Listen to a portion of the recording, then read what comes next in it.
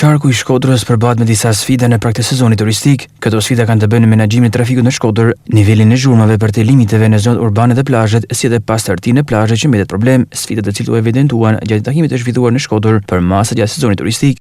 Ne jemi përpara disa sfidave që na duhet të përballojmë në këtë vit. Menaxhimin e trafikut gjatë sezonit, sidomos në Bashkinë e Shkodër, ku kemi edhe një situatë të punimeve në rrugë. Një problematik e hasun dhe që na ve prapë përpara përgjegjësive është edhe niveli i zhurmave përtej limiteve, sidomos fokusuar në zonat urbane, po ashtu në zonat e plazhit.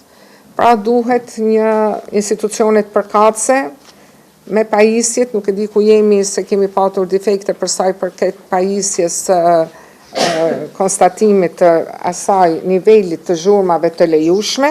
Një pikë nxehtë është pastërtia, kusht i domosdoshëm në plazhe.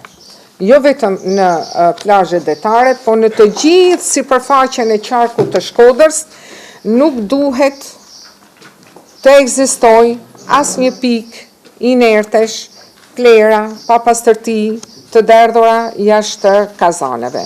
Pra kërkoj në mënyrë të rreptë dhe masa drastike për sa i përket higjienës, pastërtisë dhe firmave kontraktuese në përballimin e këtyre situatave.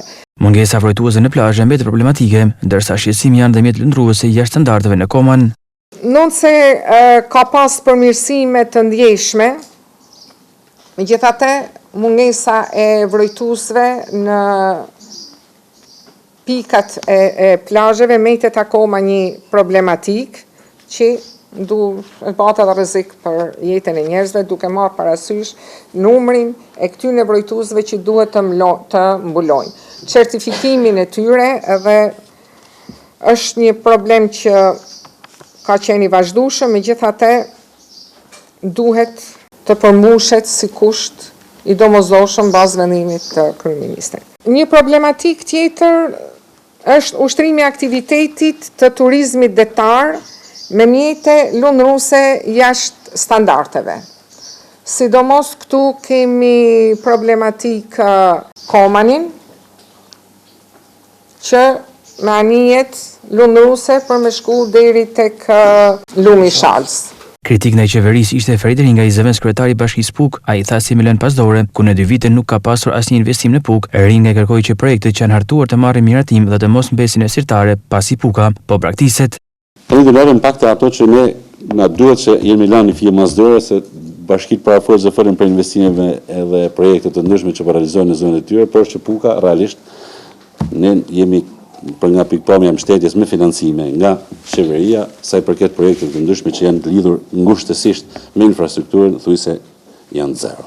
Po bën 2 vite që absolutisht nuk kemi as investim, as në akse rrugore, as në çështje të tjera, as në infrastrukturë tjetër që i takon energjia, po shërbime tjera të sjellës së tjerë më radh.